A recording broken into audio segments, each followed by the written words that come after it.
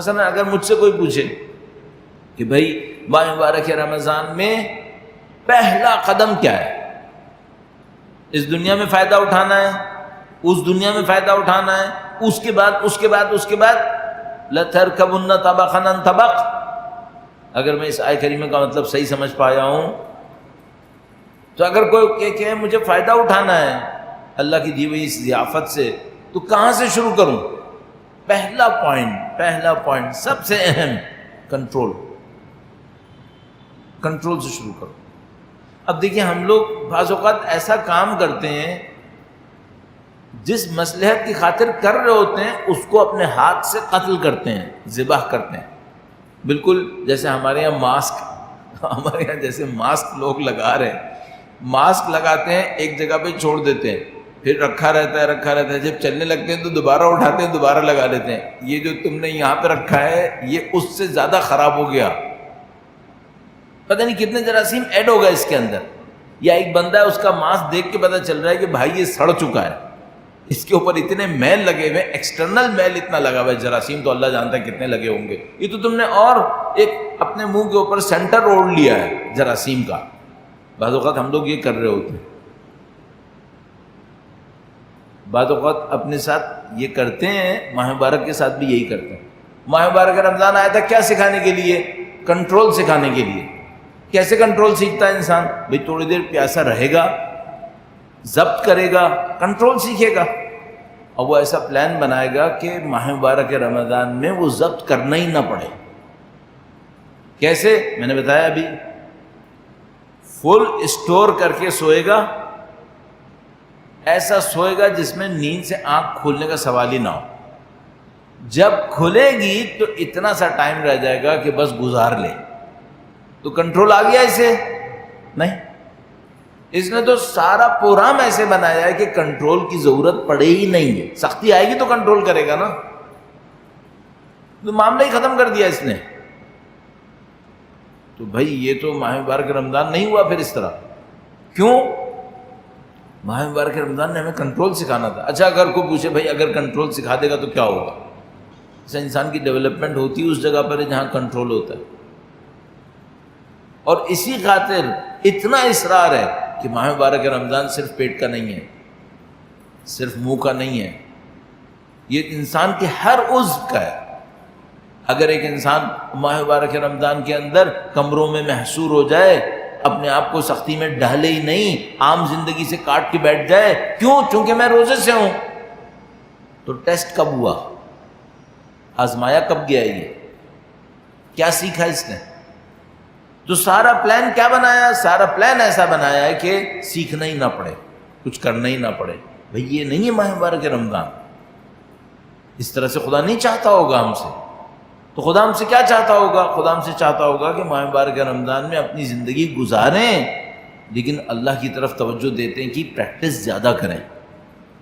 تو میرا نہیں خیال کہ خدا متعال چاہتا ہوگا ماہ مبارک رمضان میں کام کاج، بزنسز، کاروبار سب بند ہو جائیں، کیوں؟ لوگ گھروں میں بیٹھ جائیں سر، نہیں، ایسے کیسے چاہ سکتا ہے؟ تو خدا کیا چاہتا ہوگا؟ خدا یہ چاہتا ہوگا کہ ہم لوگ زندگی گزاریں، لیکن اپنی زندگی میں اگر کسی اور موقع پر خدا پہ توجہ کم دے رہے تھے، اس میں توجہ زیادہ دیں۔ اچھا جب توجہ زیادہ دیں تو کیا نصیب ہونا چاہیے؟ انسان اپنی صلاحیتوں کو بڑھائے نا۔ کن صلاحیتوں کو بڑھائے؟ ایک دو صلاحیتوں پہ اشارہ کرتا ہوں۔ ویسے تو میں نے صبر کی طرف اشارہ کیا، یہ بہت بڑی صلاحیت ہے، لیکن ابھی شاید اتنا واضح نہیں ہوا ہوگا۔ ایک اور انداز میں آپ کی خدمت میں عرض کرنے کی کوشش کرتا ہوں، درود بھیجے گا محمد و آل محمد پر۔ اللہم صل علی محمد و آل محمد وعجل فرجہ۔ ہم سب اس بات کو مان چکے ہیں، ابھی ذکر بھی ہوا کہ بھئی ہم یہاں سے جائیں گے کہیں اور۔ یہاں جو ہمارا اسٹے ہے یہ بہت بریف ہے، 50 60 سال 70 سال، جیسے میں نے عرض کیا، کچھ لوگ 100 سال گزار لیں گے۔ اس کے مقابلے میں جو آگے ہے یہ تو کچھ بھی نہیں ہے، جس کو خود خدا نے مطالب فرماتا ہے لہون و لعبن، یہ تو صرف کھیل کود ہے، تھوڑا سا وقت ہے، گزر جائے گا۔ تھوڑے سے وقت میں خدا کیا سکھانا چاہتا ہے؟ وہ کہتا ہے کہ تھوڑے سے وقت میں تم وہ چیز اٹھا لو جو اس دنیا کے اندر تمہیں ابدی زندگی کام آئے۔ خدا کیا اٹھاؤں؟ یہاں سے کیا لے کے جاؤں؟ بہت ساری چیزیں میں بناؤں گا جنہوں نے شفٹ نہیں ہونا ہے.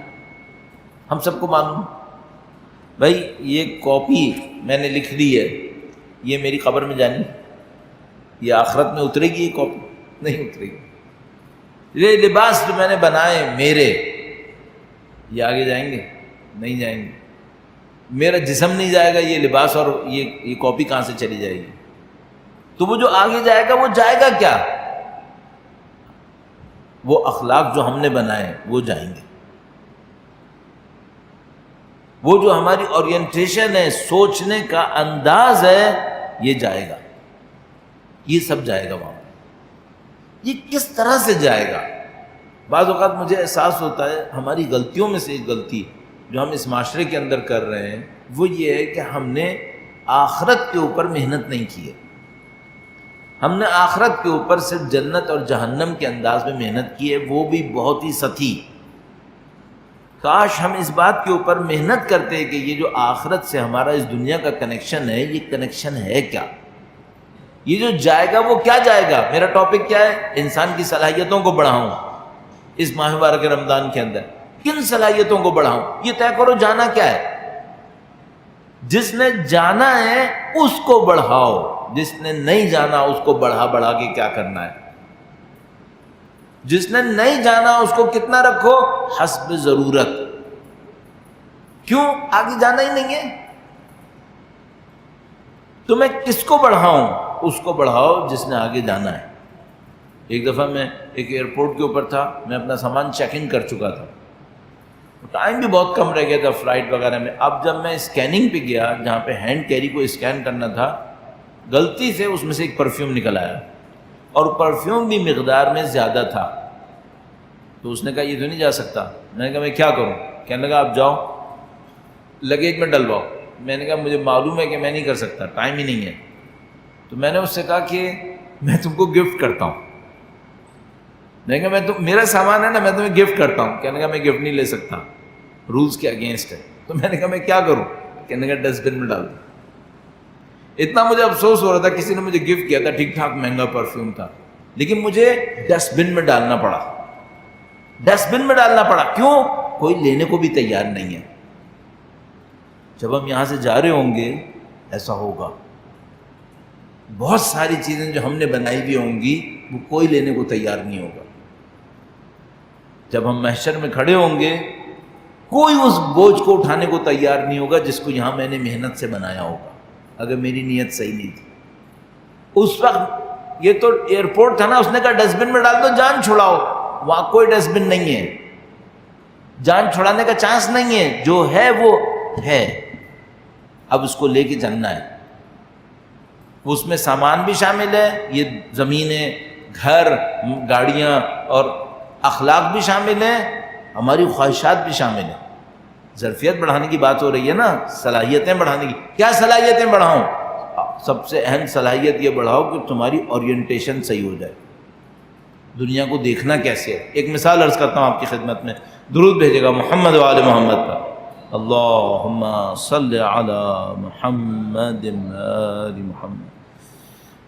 ربی لما حشرتنی اعمی وقد کنت بصیرا. اے خدایا تو نے مجھے اندھا کیوں محشور کیا جبکہ میں تو آنکھوں والا تھا.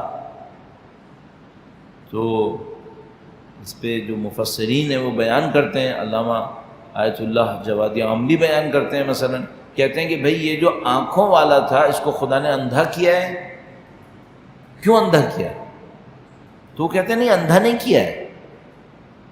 اس نے جن آنکھوں کو دنیا میں مضبوط کیا تھا ان آنکھوں کا یہ محل نہیں ہے، یہ جگہ نہیں ہے.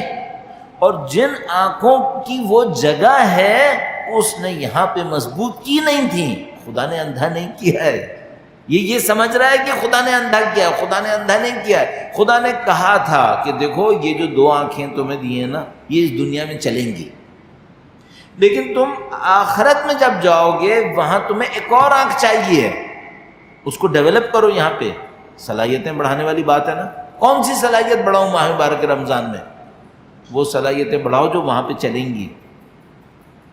تو مثلا اگر میں ان آنکھوں کو بڑھاتا یہاں پہ رہتے ہوئے جو وہاں آخرت میں دیکھتی ہیں، تو مجھے کیا کرنا تھا؟ اب اس کو اور عرض کرنے کے لیے، مثلا میں نے یہاں پہ کون سی آنکھیں بڑھائیں؟ میں نے یہاں پہ ساری محنت کی کہ میری آنکھیں فحشا دیکھیں. اچھا وہاں فحشا ہے؟ نہیں. یہاں میں نے ساری محنت کی کہ لوگوں کے عیوب ڈھونڈوں، وہاں عیوب ڈھونڈنے کا چانس ہے؟ نہیں. یہاں میں نے ساری محنت کی کہ ایک دوسرے کے سامنے اپنی برتری کو جتاؤں، وہاں کوئی چانس ہے؟ نہیں. تو میں نے اپنی آنکھوں کو جتنی چیزوں میں لگایا یہاں پہ، وہاں پہ اس کا چانس ہی نہیں ہے. اب وہ آنکھیں بیکار ہو گئیں. یہ بالکل ایسے ہی ہے جیسے میں نے دنیا کا قیمتی ترین چشمہ لگا لیا، دنیا کا قیمتی ترین چشمہ لگا لیا، لیکن میں ایسی جگہ بھیج دیا گیا ہوں جہاں لائٹ نہیں ہے. اب یہ چشمہ چلے گا؟ نہیں. اب کون سا چلے گا؟ وہ چلے گا وہ جو لائٹ میں اندھیرے میں دکھاتا ہے، جس کو انفراریڈ کہتے ہیں، کیا کہتے ہیں. اگر وہ نہیں ہے آپ کے پاس، اب آپ نے یہ چشمہ 5 ملین روپے کا بھی بنوایا تھا نا، یہ اس کا کوئی فائدہ نہیں، وہ چشمہ ہی کچھ اور چاہیے وہاں. تو آپ ماہ مبارک رمضان صلاحیتوں کو بڑھانے کا مہینہ ہے. کون سی صلاحیتیں بڑھاؤں؟ وہ صلاحیتیں بڑھاؤ جو مرنے کے بعد کام آنی ہے. تو مثلا میں اپنی کن آنکھوں کو بڑھاؤں؟ اس بصیرت کو بڑھاؤ جس سے اللہ کے اولیاء اس دنیا کو دیکھتے تھے. اگر وہ بصیرت بڑھ گئی تو آپ نے اپنی وہ صلاحیت بڑھائی ہے جو باقی رہنے والی ہے، وہ چلے گی. اس کی ایک مثال عرض کرتا ہوں. درود بھیجے گا محمد و آل محمد پر. اللہم صلی علی محمد و آل محمد. وقت دیکھ لوں، ایسا نہ ہو کہ ہم بہت آگے چلے جائیں. میرے خیال میں زیادہ وقت نہیں ہوگا. قرآن کریم ارشاد فرماتا ہے تبت یدا ابی لہب وتب. ابو لہب کے دونوں ہاتھ ٹوٹ جائیں.